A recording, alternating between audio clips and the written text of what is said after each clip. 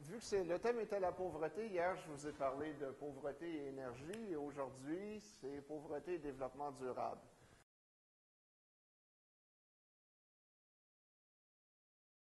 Bon, il y a quelques sujets que j'ai déjà commencé, que j'ai abordés un petit peu hier, que je veux examiner plus en détail aujourd'hui. Mais comme vous le verrez, ce que je veux discuter surtout, c'est cette notion que la simplicité volontaire, consommer moins, produire moins, est vraiment ce qui nous permet d'améliorer la qualité de notre environnement. Alors, ce que je veux essayer de vous présenter aujourd'hui, ou enfin la thèse que je postule, c'est que cette vision est beaucoup trop simpliste. D'autres facteurs entrent en ligne de compte et que la pauvreté n'est pas durable à long terme dans les sociétés humaines. C'est un sujet sur lequel je travaille depuis quelques années déjà. J'en parle notamment dans un petit bouquin, Le dilemme du locavore, de Locavor's Dilemma, que j'ai coécrit avec ma conjointe Hiroko. On a quelques copies en vente au prix de 10 € sur la table là-bas. Si on ne veut pas ramener les copies en Amérique du Nord, on ne négociera pas à la baisse, mais c'est 10 € si ça vous intéresse. Si vous voulez plus de détails sur les sujets dont je vais traiter aujourd'hui. Bon, alors le détail. D'abord, décroissance et simplicité volontaire, ce qui semble être la recette favorite de plusieurs militants écologistes. Je vais ensuite vous donner une perspective historique sur la question, pour vous montrer que justement, dans les sociétés où les gens étaient beaucoup moins prospères qu'aujourd'hui, ces gens-là avaient souvent des problèmes environnementaux très importants. Ensuite, je vais discuter plus en détail de ce que les géographes appellent la transition forestière. Et donc, vous verrez, je vais vous faire la surprise si vous n'êtes pas familier avec la chose. Et la dernière partie, c'est le pouce vert de la main invisible. Comment les processus de marché nous donnent spontanément un environnement plus durable. D'accord. Alors, je vous ai déjà mentionné ça hier. Les deux craintes typiques des écologistes sont d'un côté, soit qu'on va manquer de ressources. On vit dans un monde où il y a des limites et des contraintes naturelles importantes. Il faut qu'on arrête de consommer à un moment donné. Je veux dire, sinon on va finir par manquer de tout ce qui est important et crucial pour notre développement. Une complainte supplémentaire, c'est que la recherche du profit par les entreprises ou la recherche du profit en général dans les économies capitalistes, dans les économies de marché, nous incite à accélérer notre consommation et à diminuer toujours plus rapidement la réserve naturelle ou la réserve de ressources que la nature a mis généreusement à notre disposition. Donc, vous voyez l'image ici, les réserves de pétrole sont finies, mais on continue d'accélérer notre consommation. Notre vision est biaisée par le fait que, par exemple, si vous roulez de plus en plus vite avec votre voiture, tout semble aller bien, mais vous oubliez que votre réservoir à essence, la quantité d'essence s'amenuise, même si vous accélérez, même si tout semble aller pour le mieux lorsque vous conduisez. L'envers c'est pas vraiment l'envers de la médaille, c'est l'autre crainte, c'est que non seulement on va manquer de ressources, mais on pollue de plus en plus. Donc, non seulement les limites sont indéniables, mais au-delà de ça, c'est insoutenable de toute façon, même si on avait une réserve infinie de ressources, parce qu'il y a des limites à la capacité d'absorption de notre environnement. On peut seulement émettre une certaine quantité de pollution que la nature peut spontanément nettoyer. On doit donc, encore une fois, mettre un frein à la croissance. Donc, encore une fois, le capitalisme sauvage, ce que ça vous donne, c'est une vision de l'Angleterre victorienne qui a été peinte en 1920, donc plusieurs décennies après que ces paysages de cauchemar aient supposément eu lieu. Pour résumer la pensée traditionnelle, la recherche du profit amène les industriels à considérer l'environnement comme une poubelle. Pourquoi? Parce que nettoyer leurs opérations a un coût.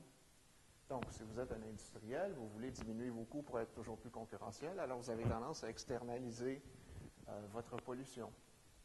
Alors, dans ce contexte-là, donc la pollution vous permet d'être plus compétitif, vous réduisez vos coûts de production, et oui, il y a des bénéfices, même les marxistes ne le nient pas, mais dans la vision traditionnelle des écologistes, des marxistes et des gens de gauche en général, les bénéfices du développement industriel ne bénéficient qu'à une minorité d'individus. Donc, si on met un frein à la croissance, on ne nuit pas à la majorité des gens qui sont toujours de plus en plus pauvres, ou qui vivent dans des sociétés de plus en plus inégales, et on se trouve dans les faits seulement à nuire à une minorité d'individus qui profitent du système. Donc, insoutenable, halte à la croissance, ce que vous voulez. Bon, évidemment, cette vision-là, la vision des écologistes aujourd'hui, a des racines plus profondes, en fait. On peut remonter au début de l'ère industrielle, où vous aviez des auteurs romantiques, vous aviez des essais au 19e siècle qui vous disaient que, regardez à quel point les paysans ont l'air heureux, je veux dire, ils pratiquent la simplicité volontaire à leur époque, et, la nature est belle, généreuse, paradisiaque. Ça, c'est la vision plus moderne aujourd'hui, dans ce qu'on s'imagine de ce que la vie avait l'air autrefois, là, le voyage de Bilbo le Hobbit. Là, le romantisme du 19e siècle ne dit pas grand-chose aux jeunes, mais quand je parle à mes étudiants, c'est sans doute la même chose ici. Je leur dis, imaginez vivre en communauté avec la nature, et ils semblent penser à Bilbo de temps à autre. Bon, on a des images romantiques qu'on peut avec les époques. Bon, je suis en France. Je présume qu'il y a des mouvements équivalents à l'époque. J'avoue que je ne suis pas familier avec eux, donc je demeure dans le contexte nord-américain. Alors, les premières réactions contre la révolution industrielle, contre l'industrie en général, ça commence évidemment dans les régions les plus industrialisées aux États-Unis. Quand vous êtes un paysan de subsistance, vous n'avez pas à vous révolter contre l'industrialisation, ça ne vous affecte pas vraiment, mais dès les années 1840, aux États-Unis, il y a un mouvement qui s'appelle le transcendantalisme, où vous avez des intellectuels, comme par exemple George Ripley ici, qui décident de s'acheter une ferme dans une distance qui est quand même relativement éloignée de Boston à l'époque, compte tenu des moyens de transport, pour vivre une vie plus simple. Donc les philosophes, les intellectuels se rassemblent, ils créent une école et ils veulent dire non à la société industrielle. Le plus radical du lot s'appelle Bronson Alcott. Vous ne le connaissez pas, les plus vieux connaissent peut-être sa fille. Louisa May Alcott, les 4 filles du Dr. Marsh. Ça vous dit que... Enfin, c'est une histoire bien connue aux États-Unis. Donc, lui est encore plus radical, considère que Ripley ne va pas assez loin. Donc, en 1843, il crée Fruitlands, qui est un monument national aujourd'hui. Alors, qu'est-ce qu'il veut faire? Bien, encore une fois, les intellectuels vont vivre en autarcie, vont se libérer des chaînes de la société de consommation, et ils vont, entre autres, promouvoir la bouffe locale. Donc, il ne tolérera pas le café, le thé, la mélasse et le riz, qui sont disponibles à l'époque à Boston, parce que ça vient de loin et qu'il faut vraiment vivre en autarcie. Au-delà de ça, c'est un végétarien assez radical, donc il est contre tout produit animal, la viande, les œufs, les produits laitiers. Mais non seulement ça, il est contre la laine, il est contre le fumier, il est contre la cire d'abeille et il est aussi contre le travail animal. Parce qu'il ne veut pas faire de cruauté, il ne veut pas soumettre les animaux à la cruauté humaine. C'est ce qu'on appellerait aujourd'hui un végétarisme éthique, je crois. Enfin, c'est ce qu'on dirait au Québec. Là, en France, vous avez peut-être une expression différente. Il est également contre les légumes poussant vers le bas. J'essaie toujours de comprendre pourquoi. Mais bon, il est contre les carottes, il est contre les betteraves, il est contre les pommes de terre. Et il est également contre le coton, mais ça, je peux lui pardonner parce qu'à l'époque, le coton est encore produit par des esclaves aux États-Unis. Dans ce cas-là, c'est vraiment une considération, l'achat éthique, si vous voulez. Donc, vous vous en doutez peut-être, il crée sa commune, je crois, à la fin avril, début mai, ça va bien pour quelques mois. Et début septembre, ils se rendent compte que les intellectuels ont beaucoup parlé, mais ils n'ont rien produit. Alors, sa commune, malheureusement, tombe en faillite plus rapidement. Celle de Ripley va durer quelques années, donc, parce qu'il essayait de générer un revenu en organisant la récolte. Bon, encore une fois, dans le contexte nord-américain, je présume que vous avez connu la même chose en France dans les années 60-70, les grands-parents de certains peut-être. Le retour à la terre, les jeunes qui veulent vivre dans les communes, Briar Patch, la simplicité volontaire de l'époque, si vous voulez. Et aujourd'hui, bien, encore une fois, la simplicité volontaire. Donc, on a trop de consommation, nos sens sont surexcités, on n'a pas le temps de profiter de la vie. Donc, il faut en revenir à des choses simples comme le partage des savoirs, la reconnexion à la nature, la décroissance. Il faut dire non au progrès d'une certaine façon et notre bien-être spirituel va s'en trouver amélioré. Une chose qui est de plus en plus associée avec la simplicité volontaire, c'est ce qu'on appelle l'agroécologie ou la permaculture. Donc, une production agricole qui ne dépend pas d'intrants qui viennent de plus loin. Donc, on en revient à un système où on recycle les fumiers. Donc, on n'a pas seulement des monocultures de céréales, disons, mais on garde des céréales, des animaux, on garde des racines, des choses comme ça. Donc, l'autonomie alimentaire est une nécessité. Donc, on va un peu plus loin que la simplicité volontaire. Et on fait la promotion d'une agriculture qui est, dans le fond, continue, autonome. Bon. Évidemment, les pamphlets, on a eu plusieurs Français qui sont venus chez nous, je dis au Québec là, ou au Canada, pour faire la promotion de leurs bouquins, donc la décroissance soutenable, le monde en fait à l'endroit, je présume que vous êtes tous familiers avec ça. Il y a un mouvement pour ça au Québec. Et l'image qu'on nous dit, il y a des gens comme moi qu'on accuse d'être des réactionnaires parce que moi, je suis pour la simplicité volontaire, mais contre la simplicité involontaire des gens pauvres qui n'ont pas d'option, vraiment. Mais vous avez ici la réaction typique des gens qui défendent la simplicité volontaire. Vous avez la petite fille qui sort de sa commune, là, de toute évidence, il vous faut la décroissance. Réactionnaire malthusienne, gosse de riche. Et, bon, c'est une image française, évidemment, mais je trouve que le personnage a l'air plutôt américain. Donc, on dit vraiment les méchants, là, ce sont les Américains, là, pas tant les Français. Ou sinon, je l'imaginerais avec un béret et une baguette, là, s'il était français. C'est dès que ma vision nord-américaine. Alors, tout ça semble logique, mais je vais essayer de vous convaincre du contraire. Les problèmes théoriques derrière tout ça, je suis un universitaire, là, il faut quand même que je vous amène un peu de théorie, c'est que le problème, selon moi, du discours de la simplicité volontaire, c'est qu'on fait une corrélation simpliste entre, d'un côté, le niveau de vie, donc moins vous consommez, mieux vous êtes, du point de vue de l'environnement, et le développement durable. Donc, vous êtes peut-être familier avec la question de l'empreinte écologique. Les jeunes, l'empreinte écologique, il y en a combien qui ont étudié ça? Non? Ça vous dit rien? Vous êtes économiste?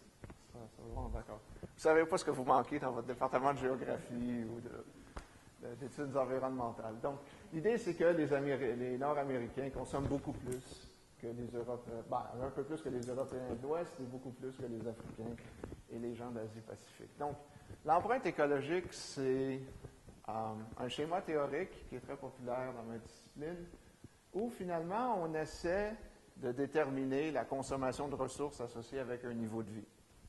Donc, vous avez un individu et vous essayez de déterminer la quantité de forêt qui est requise pour le maintenir à son niveau de vie, l'empreinte carbone, le nombre de terres cultivées, pâturage, surface de pêche, etc. Donc, l'empreinte écologique essaie de déterminer, encore une fois, la surface de terre productive et l'écosystème aquatique nécessaire pour à la fois la production de ressources utilisées et, j'y reviendrai en conclusion, et c'est important que vous notiez ça, l'assimilation des déchets. Donc, si vous n'êtes pas familier avec l'empreinte écologique, c'est le cadre théorique qui est utilisé pour... enfin, je ne sais pas si c'est le cas en France, mais en Amérique du Nord, à chaque jour de la Terre, à la fin avril, on nous dit « Ah, si tout le monde vivait comme un Nord-Américain, on aurait besoin d'entre 3 et 4 planètes pour subvenir aux besoins de l'humanité. » 2,67, c'est la France. Vous êtes plus modeste que les Nord-Américains. 5 planètes maintenant? 5? 5? Ah bon, mon Dieu. On en est encore à 4 au Canada, donc il doit y avoir un problème. OK, bon, enfin, remarquez que ça date de... Encore une fois, j'ai cherché des images françaises, c'est celle qui est sortie, donc 2,67, ça date peut-être de 2009. En quelques années, vous avez peut-être vraiment augmenté votre empreinte écologique. Donc, qui sont les gens les moins durables aux États-Unis, pardon, les gens les moins durables sur la planète, ce sont évidemment les Américains et les Émirats arabes unis.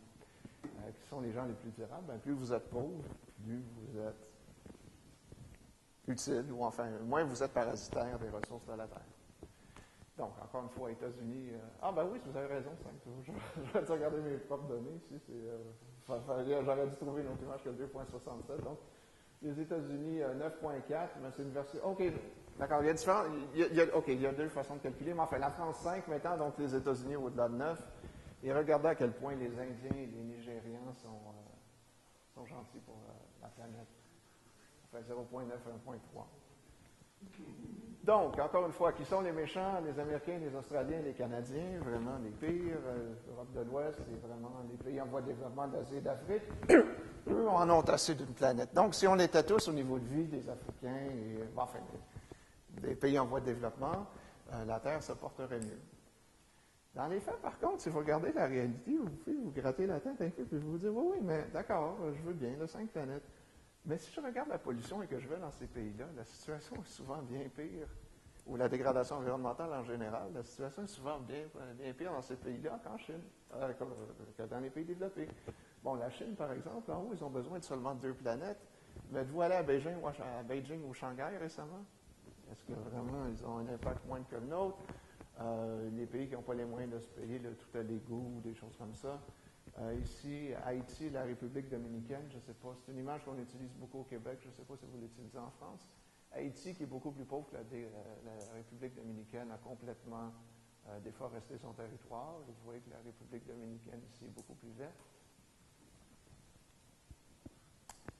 Bon, enfin, donc c'est la première chose. L'empreinte écologique vous dit qu'il faut diminuer notre niveau de vie pour sauver la planète. Un autre problème théorique, c'est que plusieurs écologistes et environnementalistes utilisent encore l'équation IPAT qui a été développée par Paul Ehrlich et John Aldrin au début des années 70. Pour les jeunes, si vous ne connaissez pas Aldrin, c'est le principal conseiller scientifique de Barack Obama. Donc, ce n'est pas une vieille tête grisonnante qui n'a aucune influence, c'est une vieille tête grisonnante qui a encore beaucoup d'influence. Et donc, leur équation, c'est de dire que l'impact environnemental de l'humanité est une fonction du nombre d'individus, de leur niveau de vie et des quantités de technologie qu'ils utilisent. Le problème de l'équation, et ça commence à être reconnu même par certains de mes collègues, ce qui n'est pas peu dire. Oh, c'est enregistré, ça va? OK. C'est que oui, la population peut augmenter, le niveau de vie peut augmenter, mais dans les faits, et c'est ce que je vais essayer de vous convaincre, les technologies utilisées permettent d'amoindrir cet effet-là. Et au bout du compte, la technologie est le seul facteur qui est vraiment important dans l'équation. La population et le niveau de vie ne vous disent rien vraiment sur l'impact environnemental. Mais avant que je vous parle des technologies modernes, retournons aux technologies primitives de nos ancêtres. Donc, hier, pour certains d'entre vous, vous avez peut-être été témoin d'un de mes collègues ici qui recréait le style de vie des Cro-Magnons. Là, je ne le vois pas. Il n'est pas ici. Non. Ah, il est là. Bon, d'accord. Alors, corrige-moi si j'ai tort. L'idée, c'est que plus nos ancêtres sont primitifs, moins ils ont d'impact sur l'environnement. Dans les faits, c'est faux. Alors, hier, on a eu une démonstration de chasse aux mammouths. C'est à ça que je faisais allusion. Mais vous remarquez ce que nos ancêtres ont eu comme impact. D'abord, ils ont détruit la plupart des grandes espèces animales de la planète. Il y a un continent aujourd'hui où on en trouve encore beaucoup, c'est l'Afrique. Mais à partir du moment où les humains arrivent en Australie, vous voyez ici, ça c'est le nombre de grands animaux là, sur le continent. Vous voyez ce qui arrive en Australie, vous voyez ce qui arrive en Amérique du Nord et à Madagascar. Donc, pour faire ça un peu plus clair, dès que les humains sortent d'Afrique et se déplacent et arrivent dans un nouveau continent, de façon presque simultanée, bien que des fois ça prenne quelques milliers d'années, les grandes espèces animales disparaissent de façon importante dans ces régions-là. Donc, ce que vous avez ici, c'est la Béringie, enfin une reconstitution de la faune en Béringie, donc le détroit de Bering entre l'Alaska et la Russie. Avant que les humains arrivent, là, vous avez quelques mammouths là-bas, là, et ça, c'est quelques années après que les humains soient arrivés. Et ce qui est intéressant, c'est que les espèces qui survivent sont celles qui ont traversé la Béringie en même temps que les humains. Donc, ils savaient qu'il fallait qu'ils se tiennent éloignés des petits singes là, qui les suivaient. Bon, on a parlé du mammouth hier, mais en Amérique du Nord, on avait aussi des mastodontes qui sont disparus.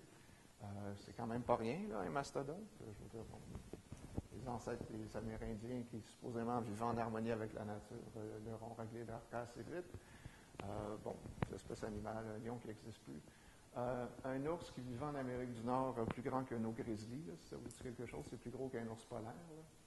Un tigre aux dents de sable, vous voyez l'humain ici qui n'a pas l'air de se douter de ce qui l'attend à côté, là, mais je veux dire, c'est pas rien non plus.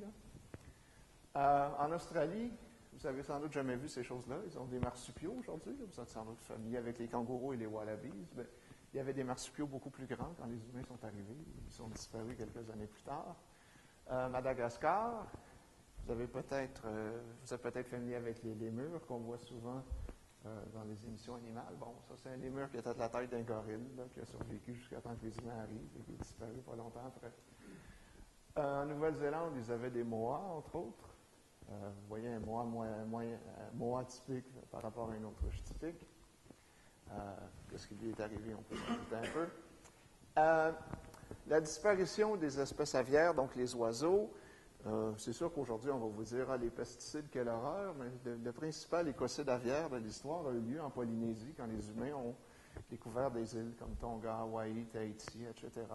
Donc, ce qui arrivait dans des environnements comme les îles, c'est que spontanément, les oiseaux cessaient de voler. Il n'y avait pas d'autres espèces animales sur ces îles-là que les oiseaux, donc c'était des oiseaux un peu... Vous avez peut-être entendu parler du dodo de l'île Maurice. Bon, il y avait des choses similaires un peu partout en Polynésie, parce que les oiseaux n'avaient plus d'intérêt évolutif à voler, vraiment, donc ils devenaient essentiellement des animaux terrestres.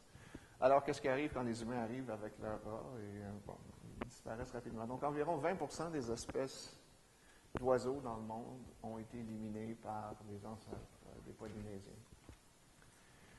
Ça, c'est une image que j'aime tellement que je l'ai dans mon bureau, là, juste pour déranger mes collègues. Donc, la vie à l'époque des ressources renouvelables. Ce que vous avez ici, ce sont essentiellement des chasseurs de baleines néerlandais qui vont au nord de la Norvège, là, parce qu'avant que le pétrole soit disponible, ben, l'huile de baleine avait quand même une valeur importante. Je ne sais pas si vous voyez les morses ici. Bon, là, je vais tricher. Là. Je ne veux pas que tu m'en veuilles. Là. Je te ramène la lumière tout de suite après. Bon, c'est un peu mieux quand même. Donc, vous voyez ce qui arrive aux morses ici. Les ours polaires. Bon, je prends pour acquis ici que le peintre n'a jamais été dans le nord de la Norvège, parce que les ours polaires ont l'air de gros ours de cirque, un peu nono, là, si je peux parler comme un Québécois. Vous ne voulez pas approcher un ours polaire d'aussi près avec un bâton, croyez-moi. C'est plus dangereux que ça. Mais donc, qu'est-ce qui arrive? Bien évidemment, quand vous vivez dans un monde où vous êtes dépendant des ressources naturelles, bien, vous allez les chercher où elles sont. Et il y a la tragédie des communaux sur laquelle je ne veux pas insister, mais si vous ne le faites pas, il y a d'autres pêcheurs qui savent que ces régions-là existent et qui vont aller exploiter les ressources. Au niveau du couvert forestier, bon, on s'imagine aujourd'hui que la situation n'a jamais été aussi pire, mais en fait, 90% du couvert forestier de la planète qui a été détruit par les humains l'a été avant 1950. Pourquoi? Bon, encore une fois, en Amérique du Nord, les gens n'ont pas vraiment de perspective historique. Ici, dans une ville comme Troyes, c'est plus facile à comprendre parce que vous regardez les vieux immeubles qui restent, vous regardez la quantité de bois qui était requise. Alors, évidemment, il y a toujours eu une forte demande de bois en termes de combustible, de charpente, d'objets, mais aussi pour la production de nourriture, que ce soit de la culture pour faire pousser des choses ou des pâturages pour faire paître les animaux. Combustible, bon, quelques images ici. Et c'était pas, évidemment, les gens à l'époque n'avaient pas le choix d'utiliser ou de ne pas utiliser du bois comme combustible fossile. L'eau était souvent de mauvaise qualité, vous rendait malade, donc produire de l'alcool était une chose requise. Et dans des régions comme la Grande-Bretagne, où faire pousser de la vigne n'est pas terrible, bien évidemment, vous buvez de la bière. Alors, les brasseurs londoniens, en 1578, ont utilisé 20 000 wagons de bois. Et vu que le sel est essentiel avant la réfrigération, bien évidemment, dans des régions où vous ne pouvez pas vous fier à l'évaporation naturelle, bien, il fallait faire bouillir de l'eau de mer et vous recueillir du sel comme ça. Donc, il y avait des choses pour lesquelles vous n'aviez pas le choix, outre des choses auxquelles vous pensez, des choses auxquelles vous ne pensez peut-être pas. Bon, multiples objets, je ne veux pas entrer dans les détails, c'est une maison américaine construite tout en bois. Michigan, dans le nord des États-Unis, ça c'est pour la production de pâte et papier à la fin du 19e siècle. L'agriculture, évidemment, bien, si vous voulez faire pousser des choses, il faut éliminer la concurrence. Donc, on rase les forêts, on fait pousser des choses. En Amérique du Nord, ça c'est de l'autre côté du lac où j'habite. Moi, je suis en Ontario. De l'autre côté du lac Ontario, vous avez l'État de New York. Alors, c'est l'histoire d'un colon dans le nord de l'État de New York en 1849, les premiers 6 mois. La deuxième année, 10 ans plus tard, et l'œuvre d'une vie. Et c'est une chose que les gens célèbrent à l'époque.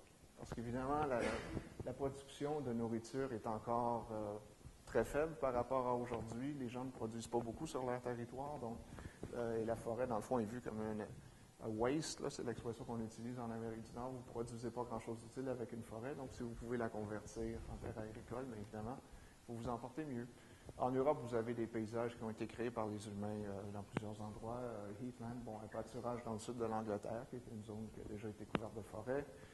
Moorland, dans le nord, pas très loin de la frontière écossaise. Ça, c'était pour les moutons, là, qui sont rasés de la forêt. C'est pour laisser paître les moutons. Le maquis, bon, vous êtes familier, je présume, les pâturages alpins. Vous savez que c'est un pâturage dans la mesure où vous avez des arbres qui poussent en altitude, au-delà des pâturages que vous voyez. Par contre, ce que les gens réalisent moins, c'est qu'avant même l'agriculture, plusieurs populations nomades avaient complètement changé leur environnement parce qu'ils le brûlaient à répétition. Donc, en Australie, ils utilisent l'expression fire stick farming, mais en Amérique du Nord et dans bien d'autres endroits, les indigènes brûlaient leur paysage à répétition. Pourquoi?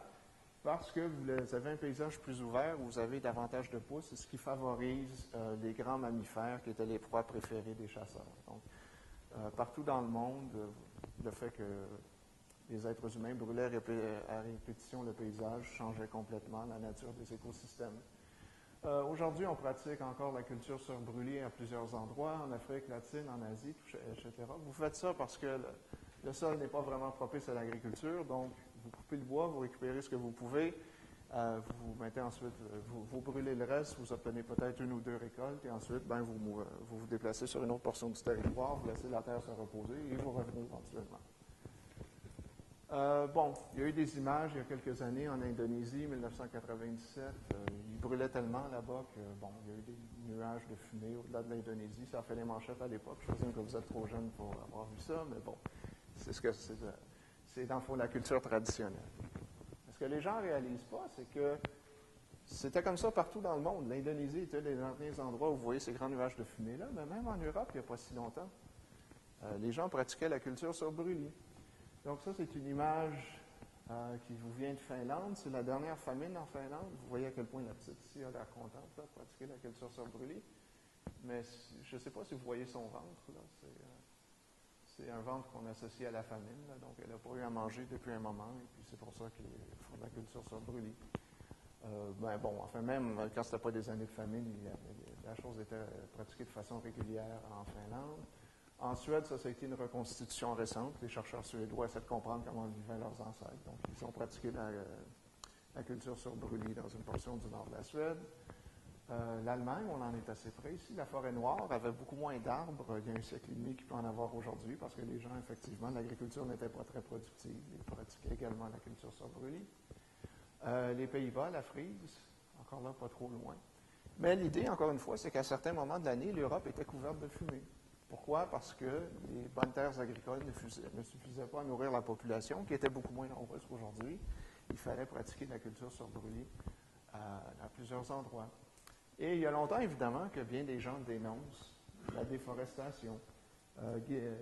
L'épopée de Gilgamesh, qui est sans doute le plus ancien conte écrit de l'histoire de l'humanité, jusqu'à temps qu'on en trouve un autre, est interprété par certaines personnes comme...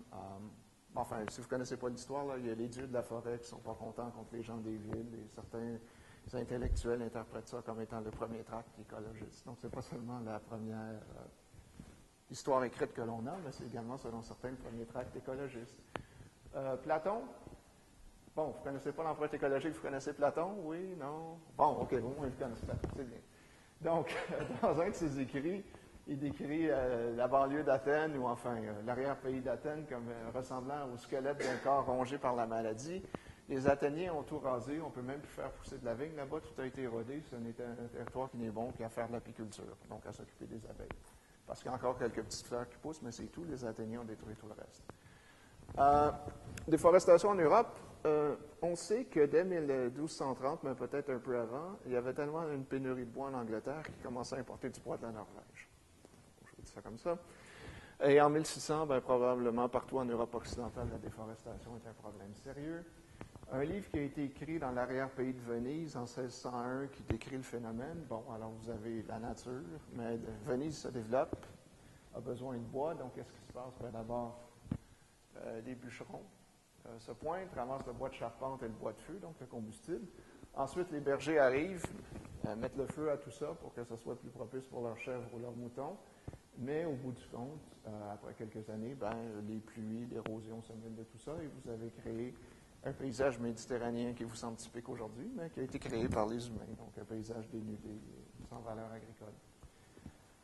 Une carte qui a été produite en Allemagne il y a un siècle, en l'an 900, vous donne une idée de ce que les gens croyaient à l'époque. Les zones en noir sont la forêt européenne. Ici, vous avez le Danemark en haut, si vous voyez, là, l'Allemagne, Pologne, etc.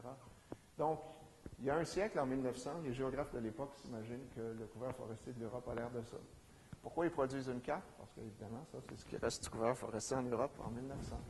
Et les gens s'inquiètent, se disent, qu'est-ce qui va nous rester dans un siècle? Alors, aujourd'hui, évidemment, les changements climatiques sont ce qui motive les activistes de l'environnement. Il y a quelques décennies, par contre, c'était l'érosion. C'était le phénomène que je viens de vous décrire. Vous avez plusieurs best-sellers qui sont écrits dans les années 20, les années 30, qui vous disent que, écoutez, ce qu'on a fait autour de Venise, ce qu'on a fait autour de la Méditerranée est en train de se reproduire à l'échelle de la planète. Plusieurs de ces écrits-là servent à justifier le colonialisme. On dit, par exemple, on ne peut pas laisser les petits noirs ou les petits bruns ou les petits jaunes faire ce qu'ils font, parce que c'est pour la même raison qu'on ne laisse pas les enfants jouer avec des allumettes. Donc, ça prend des administrateurs coloniaux qui vont s'occuper de l'environnement de ces pays-là. Vous trouvez plusieurs images. Ça, par exemple, ça vous vient d'Afrique du Sud et on vous dit que c'était une zone prospère à l'époque, propice pour le bétail. Mais une fois que ces phénomènes-là ont été ont eu lieu.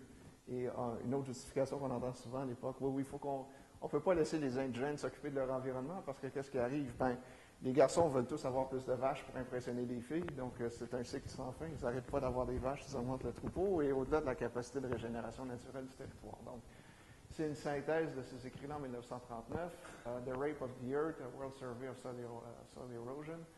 C'est la version britannique, parce qu'aux États-Unis, ils n'ont pas toléré l'emploi du mot viol dans le titre, rape, le viol de la nature. Donc, aux États-Unis, ils ont changé le titre parce que c'était trop choquant. Mais le message, tout le reste du livre est le même. Donc, il faut vraiment que des gens importants et censés prennent le contrôle de la nature parce que l'humanité est en train de s'autodétruire. Bon, après la Deuxième Guerre mondiale, vous avez plusieurs acteurs du mouvement eugéniste, je n'ai pas le temps de vous l'expliquer, qui se retrouvent un peu dans une situation problématique après que les nazis aient finalement appliqué leur programme de façon consistante. Donc, plusieurs se convertissent à la cause environnementale et l'idée de la surpopulation devient dominante dans le mouvement écologiste dans les années 40 et 50. Donc, deux bouquins très importants aux États-Unis qui ont été traduits en français. Je n'ai pas sorti les pages françaises, mais La planète au pillage en 1949, La fin du monde en 1950 nous disent qu'il faut contrôler la population mondiale parce que l'humanité est en train de détruire la planète à cause des problèmes d'érosion qui sont reliés à l'absence de technologie moderne en agriculture. Donc, dans le passé, par contre, ces gens-là vous soulignent, il y a eu des épisodes où finalement la nature ne se portait pas si mal. La fin des Mayas, la peste noire, pour eux, la peste noire était bonne pour la nature. Donc, qu'est-ce qui a aidé les forêts en Europe? Débarrasser de certains humains. La peste noire a eu quand même quelques retombées bénéfiques qu'il faudrait reconnaître. Mais au-delà de ça, qu'est-ce qui arrive? Pourquoi on s'inquiète moins de ces choses-là aujourd'hui? Parce que depuis le début du 19e siècle, dans plusieurs pays, on observe maintenant à la fois une croissance économique et démographique, donc plus de gens bien nantis, et en même temps une reforestation de ces pays-là.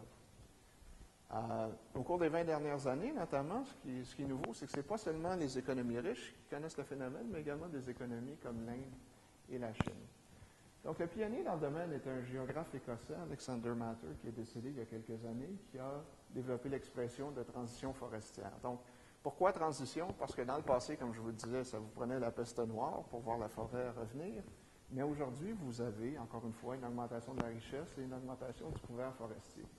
Donc, c'est la date de transition forestière dans quelques pays du monde. D'abord en Écosse. Matters a constaté le phénomène en essayant de décrire l'évolution du paysage à travers le temps dans son coin de pays. La France vers 1840, les États-Unis vers 1920, et plusieurs autres pays aussi. Paradoxalement, Guido, avant moi, qui est plus ici, nous disait à quel point les données en France sont mauvaises pour faire de l'analyse économique, mais pour faire de l'analyse géographique, par contre, ça, les Français sont bons. Et pour l'évolution du couvert forestier, finalement, on nous dit que, les spécialistes dans mon domaine me disent que la France a vraiment les meilleures données en termes d'évolution du couvert forestier. Alors, qu'est-ce que l'on observe dans le passé? En gros, c'est le pourcentage de la France qui est couverte de forêt. En 1500, il en reste un peu plus de 35%, souvent dans des régions inaccessibles, ou dans les régions les moins propices. Mais avec le développement économique, l'augmentation de la population qui est à peut-être 7 millions d'habitants en 1500, vous voyez, la population augmente, jusqu'à vers 1840, et le couvert forestier continue de diminuer. Mais à partir de 1840, qu'est-ce qu'on observe? La population continue d'augmenter et les Français deviennent de plus en plus riches. Mais en même temps, le couvert forestier reprend le dessus. Le couvert forestier revient. Et aujourd'hui, évidemment, on n'en est pas au niveau, vous n'en êtes pas au niveau où vous en étiez en 1500, mais vous n'êtes pas si loin. Et le nombre de Français est passé de quelque chose comme 7 millions d'habitants à 60 millions d'habitants. C'est pas rien quand même. Les États-Unis, je vous l'ai déjà montré hier. La transition principale aux États-Unis a commencé dans le nord-est, qui est une région agricole assez mauvaise. Si jamais vous venez nous visiter au Québec, le Québec est juste ici, et que vous traversez la frontière, peut-être pour aller, faut que ça vous intéresse, là, mais je suis originaire d'ici, là, quelque part, là, juste en haut du lac. Là.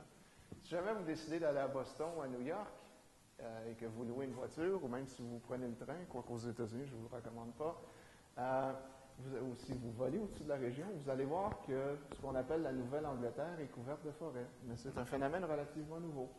Donc, le Vermont, ici, aujourd'hui, est couvert de forêts à 60. Je n'aime pas ça. Attendez un petit peu. Donc, le Vermont est là, la petite chose, vous voyez. L'État ici quelque chose comme 77% du couvert forestier. L'autre à côté, le New Hampshire, a 87%. Bon, ça c'est le Vermont, je m'excuse. 77% aujourd'hui de couvert forestier, New Hampshire 87%. Mais remonté un siècle et demi, il y avait seulement 37% de couvert forestier au Vermont, 50% au New Hampshire. Et le Connecticut, qui est tout près de New York, ici en bas, 29% en 1860, aujourd'hui 60%. Pourquoi? Ben, il faut comprendre l'évolution de cette région-là en particulier. Donc, c'est la forêt de l'université Harvard, une forêt que l'université s'est fait donner il y a quelques décennies déjà, dans l'ouest du Massachusetts. Donc, en 1700, ce qui arrive, bon, avant ça, vous aviez des habitants de l'endroit, les Amérindiens, qui brûlaient la forêt régulièrement, pratiquaient une forme de culture sur brûlis. Mais les Européens arrivent, 90-95% des Amérindiens meurent à cause des maladies apportées par les Européens. Donc, la forêt repousse. Et ça a l'air de ça en 1700 quand les premiers colons arrivent. Donc, que font les premiers colons? Bien évidemment, ils coupent la forêt, ils essaient de créer une maison, faire un peu d'agriculture. En 1830, vous voyez ce qui reste de forêt. Ça, c'est la reconstitution exacte de ce qui s'est passé sur la forêt de Harvard. Mais deux choses arrivent dans les années qui suivent. D'abord, vous avez la maladie de la pomme de terre. Vous savez peut-être que les Irlandais ont eu des problèmes avec ça, mais la maladie de la pomme de terre, à l'époque, était un phénomène mondial. Et c'est souvent la seule chose qui pousse dans les terres de mauvaise qualité, comme dans l'ouest du Massachusetts. Et en même temps, des terres fertiles du Midwest américain, en Ohio, en Illinois, sont ouvertes au développement et les gens se disent, je suis plus capable de faire pousser de pommes de terre, j'essaie de faire pousser des choses sur une terre de roche, le Midwest s'ouvre, on lève les pattes. Donc, plusieurs Américains abandonnent leurs fermes vers 1850 et soit vont travailler dans les manufactures des villes ou se déplacent plus loin vers l'est, où vous avez des terres de meilleure qualité, où vous pouvez faire pousser autre chose que des pommes de terre. Donc, la forêt reprend le dessus sur ces terres abandonnées-là. La première espèce qui se réétablit, c'est le pin blanc. En 1910, vous avez une forêt de pin blanc ici qui est coupée par les habitants qui sont demeurés dans l'endroit, parce que le pin blanc est très bon pour faire des meubles. Donc, on coupe les pins blancs au complet. Et ensuite, d'autres espèces se réétablissent.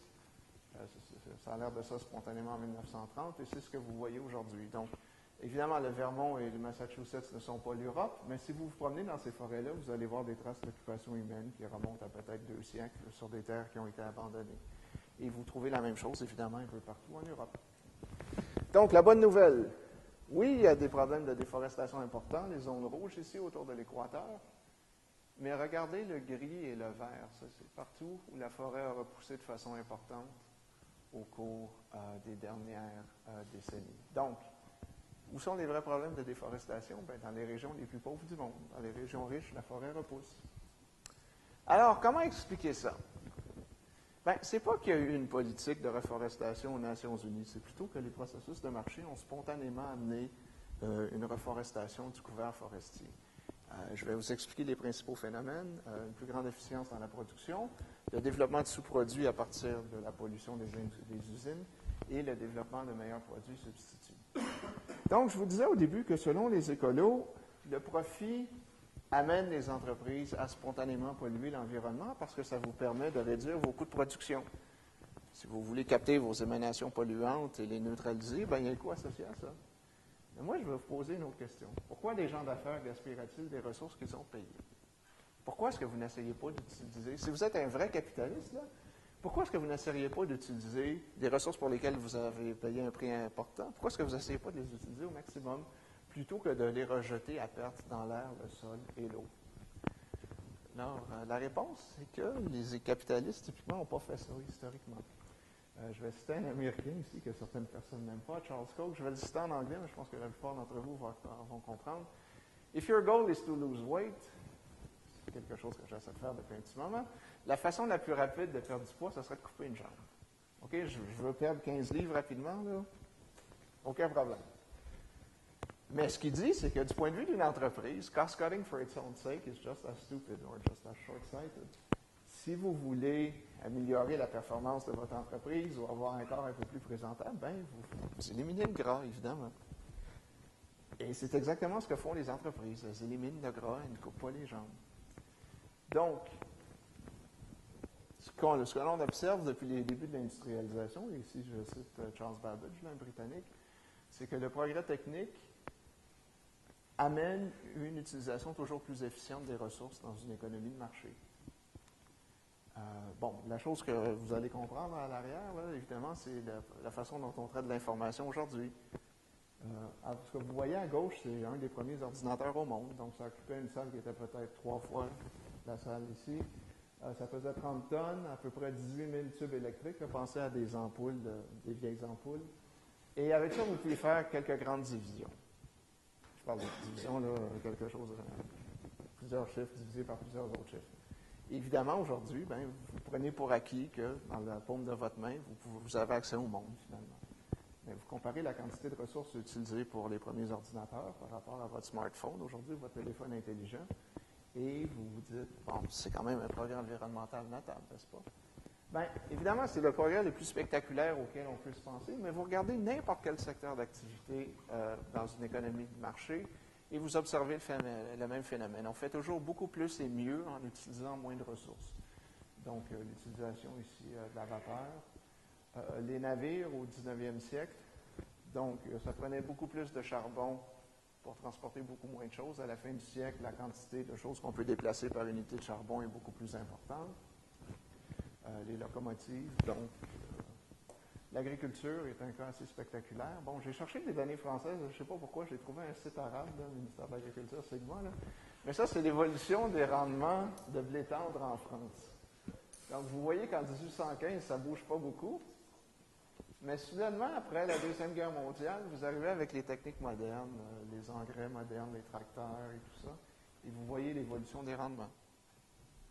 On produit aujourd'hui beaucoup plus de blé sur le même lopin de terre en France qu'on en produisait il y a un siècle. Vu que je ne veux pas citer d'Américain, il y a un bon Français, Charles de Freycinet, je présume que vous ne le connaissez pas, mais c'était quand même quelqu'un d'important dans votre pays au 19e siècle. Pour faire une histoire courte, si vous avez suivi, vous connaissez votre histoire, donc je n'ai pas besoin de vous expliquer qui est Napoléon III. En Amérique du Nord, il faut toujours que je l'explique. Mais à un moment donné, c'est que la dictature sous Napoléon III se dit, bon, il faut qu'on trouve quelque chose pour tenir le peuple occupé, là, qui ne questionne pas notre légitimité. Alors, à quoi il pense? À l'environnement, la pollution dans les villes. Donc, Charles de Freycinet est un jeune ingénieur et on lui dit, bon, va te promener en Europe, là, puis va voir ce qui se fait pour combattre la pollution dans les autres villes et on va faire un gros débat de société autour de ça en France.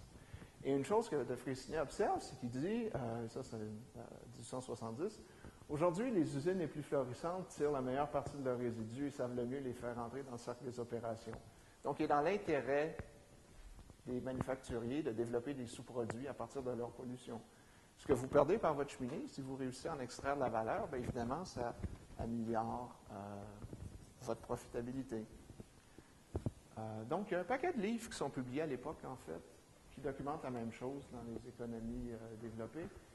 Mon bouquin favori est un français, ça n'arrive pas souvent, mais Paul Razou, qui est un ingénieur, qui est responsable, qui inspecte les usines pour documenter les conditions des travailleurs, etc. Safety Inspector, là, santé et sécurité au travail, comme on dirait au Québec. Son bouquin a à peu près 500 pages. Si jamais vous voulez le lire, là, voir ce que les gens faisaient de la pollution à l'époque, comment ils créaient de la richesse à partir de ça, mais il y a des auteurs britanniques, allemands et américains qui font à peu près la même chose. 600 pages, pardon, la dernière édition. La première avait 500 pages, donc 1905, 1921, 1937. Et la chose est tellement évidente que même Karl Marx le remarque.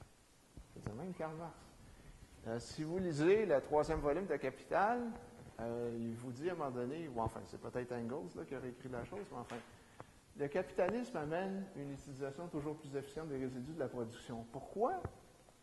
Parce que Karl Marx vous dit, les entrepreneurs veulent faire des profits. Et comment vous faites davantage de profits dans une économie de marché? Bien, la première véritable source d'économie, c'est des économies d'échelle. Plus vous grossissez, plus vous êtes efficace. Mais il dit, la deuxième source de profit dans une économie de marché, c'est de capturer vos émanations polluantes et en extraire de la valeur.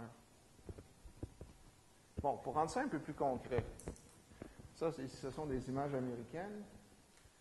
À l'origine, dans la boucherie, les seules choses qui avaient de la valeur dans les petits établissements, c'était la viande et le cuir. Tout le reste était rejeté parce que, même si on récupérait quelques trucs, ça n'avait pas vraiment de valeur à grande échelle. Mais au 19e siècle, le chemin de fer arrive, on commence à déplacer de grandes quantités d'animaux sur de grandes distances, on les amène dans des endroits centralisés, comme par exemple à Chicago. Et à Chicago, ils ne perdent rien. Les Américains ont une expression pour décrire l'industrie à l'époque, « everything but the squeal ». Donc, l'animal n'est pas content quand il se fait tuer, il va émettre un cri, mais c'est la seule chose que vous utilisez, pas vous utilisez tout le reste. Que ce soit pour faire des engrais, de la colle, du cuir et tout ça.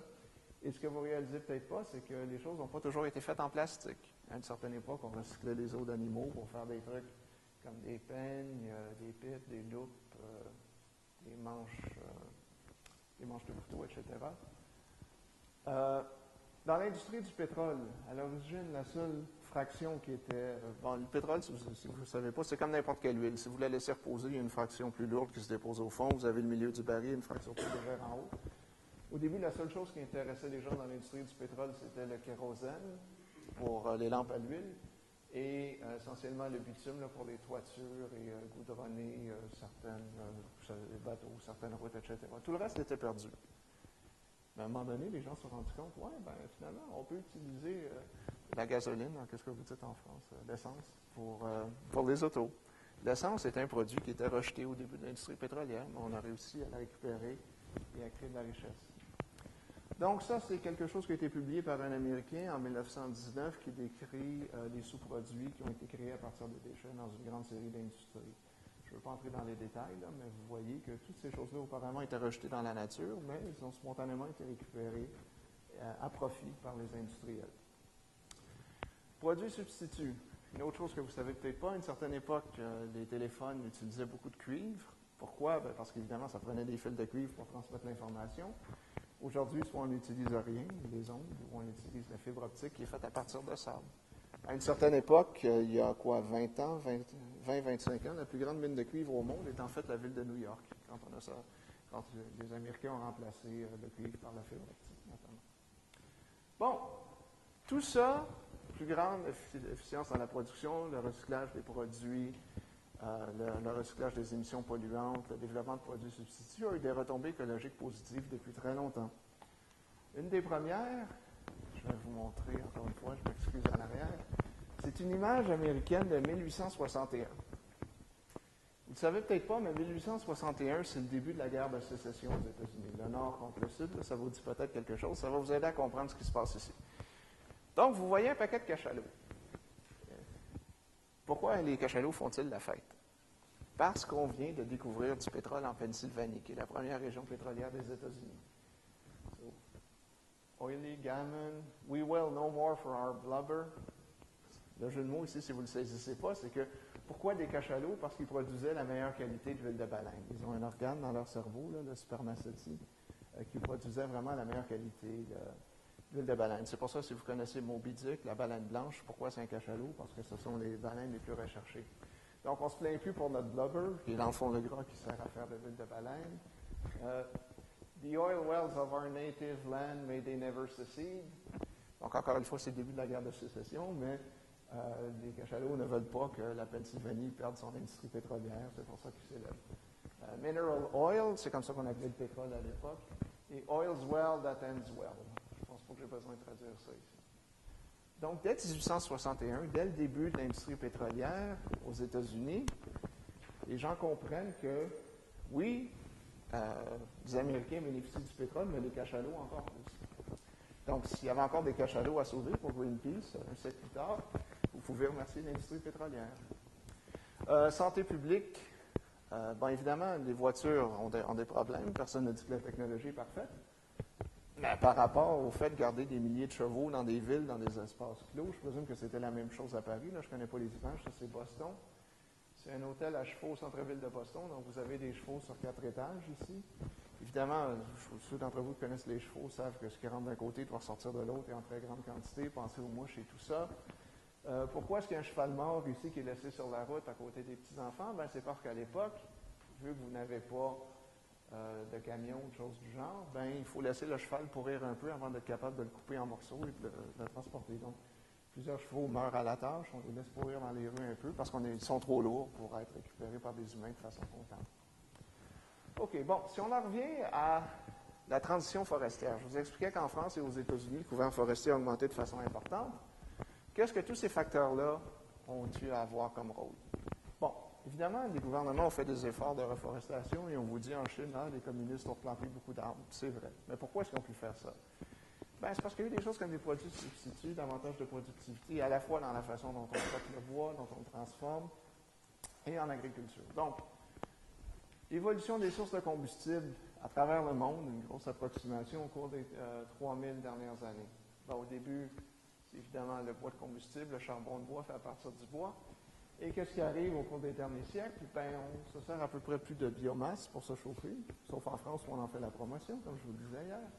Et les combustibles fossiles ont été développés pour remplacer, entre autres, la biomasse. Mais évidemment, il y a plusieurs autres choses qui ont été créées à partir des produits pétroliers, que ce soit le plastique, les caoutchoucs. Aujourd'hui, on peut se servir de verre. Vous regardez l'immeuble ici, beaucoup de béton. Oui, il y a du bois, là, mais bon, on n'est pas obligé de l'avoir. C'est parce qu'en fait, le bois est abondant en France. La productivité agricole, je vous ai montré quelques images pour la France. Je vous ai montré une image. Bon, ça, c'est la production de territoire requis aux États-Unis pour nourrir une personne, ne serait-ce qu'en termes de calories dans l'Iowa. Donc, c'est la meilleure expertise aujourd'hui que vous trouvez aux États-Unis. C'est où le reste de l'humanité en est. Il y a encore beaucoup de chemin à parcourir, mais vous voyez, la surface requise pour nourrir un individu ne cesse de diminuer de façon importante depuis des décennies. La production de bois, bien, aujourd'hui, vous avez plusieurs plantations d'arbres sur la planète qui sont souvent sur des anciens territoires agricoles abandonnés où on produit du bois comme on produit des céréales. En Tanger, on développe des technologies très efficientes et tout ça. Bon, plantation d'eucalyptus au Brésil. L'eucalyptus est un arbre australien, mais qui pousse très rapidement. La chose dont il a besoin, par contre, c'est de beaucoup d'eau. Et au Brésil, ils ont des conditions idéales pour ça. Et je ne sais pas comment ça se passe en France, mais au Québec, on est tous familiers avec l'eucalyptus parce que ça fait très mal à notre industrie forestière. En Chine, oui, il y a des plantations comme ça du gouvernement, mais il y a également de la reforestation naturelle. La façon dont on transforme le bois, bon, au Brésil, en 1830, j'utilise l'image ici parce que je veux vous montrer le branti qu'on perd. Donc oui, on coupe des grosses poutres, mais on gaspille beaucoup. Aujourd'hui, c'est pas vraiment comme ça que ça fonctionne. Donc, on fait pousser des eucalyptus, on ramasse les eucalyptus et on ne perd rien. J'ai une collègue qui aime dire qu'aujourd'hui, on ne vit plus dans des maisons faites avec des charpentes de bois, mais on vit dans des maisons faites avec des charpentes de colle. Pourquoi? Ben, parce qu'on réduit le bois en copeaux, on recolle tout ça, on met des matériaux isolants et ça fait une structure qui est beaucoup plus solide, beaucoup plus économe et beaucoup plus efficace dans son utilisation du bois que ça pouvait être le cas il y a quelques décennies. Et vous voyez le petit bonhomme ici par rapport aux esclaves brésiliens auparavant. Bon, qu'est-ce que ça impliquait comme travail humain de couper du bois? Et aujourd'hui, ben, on appuie sur un bouton et on s'assure que la machinerie ne casse pas finalement. Donc, le problème des pays en voie de développement. Pourquoi est-ce qu'on a des problèmes de déforestation dans les pays les plus pauvres? Bien évidemment, parce qu'ils n'ont pas transigé, ils n'ont pas fait la transition du bois de feu au combustible fossile ou à d'autres alternatives.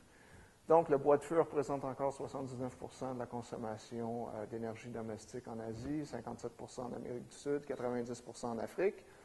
Et vous avez des cultures vivrières peu productives, donc des cultures sur brûlis.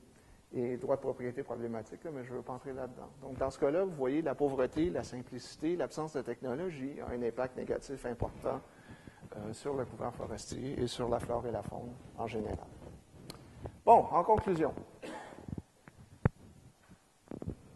Il me semble que les partisans du développement durable oublient toujours la portion développement durable.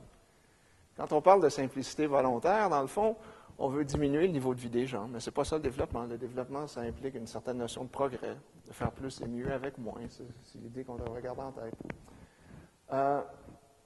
Dans une économie où la population augmente, la pauvreté et la stagnation sont insoutenables. Vous ne pouvez pas avoir plus de gens qui, même s'ils acceptent de diminuer leur niveau de vie, vont avoir un impact environnemental moindre. On ne peut pas réconcilier les deux.